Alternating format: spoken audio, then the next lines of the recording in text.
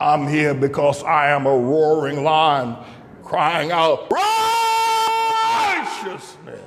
It's a hot day down in Washington, D.C. You know, I never thought that we'd see this kind of activity going on down in Washington, D.C. Kevin McCarthy, who's done everything except put on drag to become the next Speaker of the House. And the Republicans won the majority by a squeaker. And by the way, it wasn't because of Trumpism it's because, you know, this thing about the Dobbs decision where the Supreme Court struck down a woman's right to have an abortion, that's what drove all these young people out. And a bunch of both Republicans and Democrats voted for Democrats because they want to restore abortion. It wasn't really about Trump. A lot of people try to make it about that, but it wasn't that at all, that they were against Trump or against Trumpism or they were against January 6th or for January 6th. It wasn't that at all. It was about that abortion. It was about the bedroom. It was about folks that want to have sex, and if they don't like the baby, they use abortion as birth control. That's what that was all about.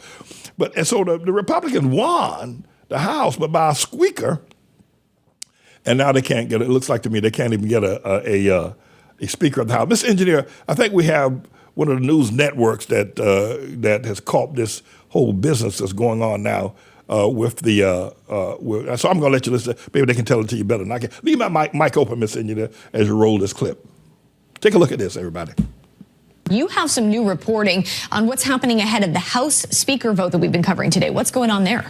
Yeah, because we're talking about turning the page between Congresses. But first, they have to pick a House Speaker. That's what Republicans are trying to figure out right now. Kevin McCarthy locked in a meeting with his conference. It's been going on for over an hour now, and it's gotten pretty heated and tense. We know that negotiations for McCarthy started right after Election Day. They continued until late last night. Most members that I've spoken to today, when I ask them how many ballots they think we're going to go to, what's going to happen, I've seen more shrugs from Republican lawmakers today than at any point over the course of the past few months, frankly. And that's really what they're trying to hash out here. There's still the reality that there's more than a dozen people who are likely to vote against McCarthy on the first ballot. It's after that first ballot that the open question is, will it shake anything loose for the man who has started moving into the Speaker's suite here in Congress, but whose name is not yet officially on the door? You talk with people and you listen to Allie, what members of the Freedom Caucus are saying. This is important key information, but we're actually getting word that on Capitol Hill, Scott Perry is speaking at this moment to the press. Let's listen in. We know that he's given some heat to McCarthy today. Subject, I think we got to a decent place, but it was like pulling teeth, and it took 3 weeks. And none of the other stuff was being worked on during that period of time. And some of the big issues for people, the rules that hold the Speaker, the most powerful person on this side of the building, accountable, that Thomas Jefferson wrote, that stood for over 200 years, that speakers from Democrat to Republican during Civil War, World War, pandemic, close majorities, large majorities. Somehow, whatever Thomas Jefferson wrote is not good enough now. Is not good enough now. Well, it is good enough now. But yet, we still can't get to this point. So now we're at the 11th hour and we're saying we want to avoid this. So we'll put a deal together to get 218 votes, including some of the people that have said, I'm never voting for Kevin. Look, that's a tall order at this point. We take it to him. We list the things. And by the way, he said, who do you want on these committees? Who do you want? Okay, well, we'll give you the names of who. You know, there's a peril to doing that up front. But we waited till last night. Okay, well, we'll try our last best final offer. And then he comes out and he says it's a personal wish list. He requested that from us. Right. He requested that. Now, we said we can get you to 218 with this. He stood up and he shook our hands and he said, I can't do it, or I won't do it. Let me stop right there. It's Scott Perry. I was from Alabama. I'm not sure what state he's from. Anyway, you know, I'm not taking sides on this thing. I mean, I'm the Lord's servant, so I don't go down that road of taking sides. But I do want to kind of give it an overview of what is wisdom and what is just.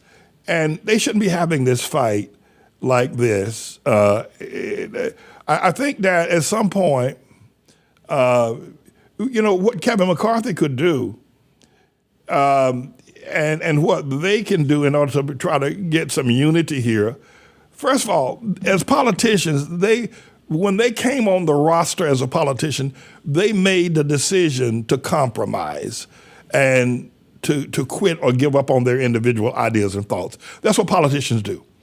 That's what politicians do. Now, I would not do that. I'm a pastor. I can't compromise on the word of God. I can't give up on my thoughts. I can't do that. But having said that, as a politician, they made a decision when they became a politician to compromise on things, their own personal beliefs, for the greater good of whatever it is that they're trying to accomplish. So I'm not taking sides on this whole matter of whether Kevin McCarthy is right or whether these folk are right. What I do want to say that this is just plain out a description of the tribulation, that we're in a decline right now. We haven't seen anything like this in 100 years in our Congress. I'm going to let Lauren Bogart speak. Well, he'll finish this, and I'll have some more comments about why Kevin McCarthy wants to be Speaker and why people like Matt Gaetz will never vote for him. But go ahead, Mr. Engineer, let it roll. We are, and here we are. Let's go.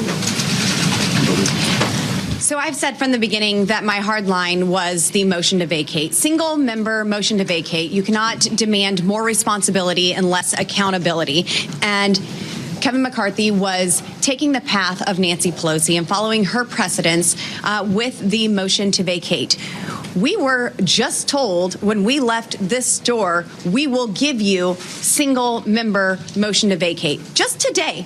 That was the starting point for negotiations. That was the starting point to everything that we are wanting to transform the way Washington, D.C. operates. If you go to the American people and ask them if Congress is doing a good job, if they like the way things are run in Washington, D.C., you're probably going to get a big hell no. We want to change the way things are done here. We didn't offer up a personal wish list. We were told to provide lists of what members need to be seated on what committees. And we did exactly that. And then there were amazing items that were listed as well for our border security, for term limits. Just bring the bill to the floor so we can have a vote on term limits. That's what the majority of Americans want to see in Congress. We said that any amendment that reduces the national debt needs to be made in order. This is not a personal wish list. This is not something that is unreasonable. This is just for the American people. This is fair for the American people. And so now here we are being sworn at instead of being sworn in. And we could have had this solved months ago. I have been working every day to unify the Republican Party for the American people. And yesterday, we had a deal that was not a selfish deal in any way for Kevin McCarthy to get him the gavel on the first ballot. And he eagerly dismissed us. If they're fighting like this now, I don't know if Kevin McCarthy is going to make it. I can't imagine that they will allow Hakeem Jeffries, who's a Democrat from here in New York, to be the Speaker. I can't imagine that's going to happen. That would send the whole world into chaos. So, and I don't think that they want Steve Scalise, who is second in command in terms of popularity, as the Speaker of the House as well.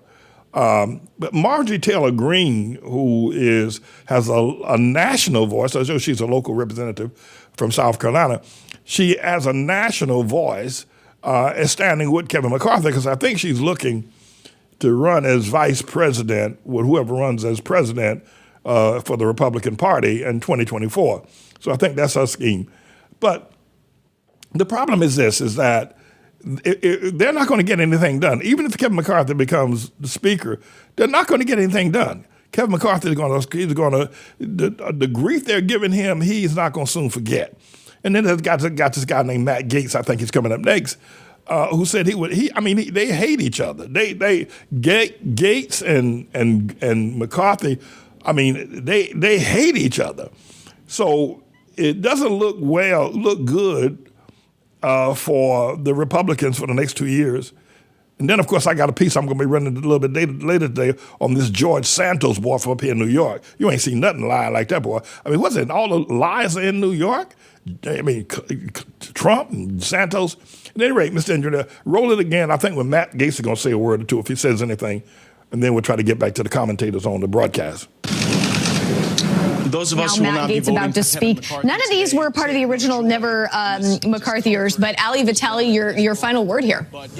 Yeah, well, Gaetz, of course, was a Never McCarthyer, and I think he's probably going to stay that way. But I think what's striking when you listen to Scott Perry specifically, he put out a scathing statement this morning. He has been outspoken on Fox News. Clearly, you just heard him there.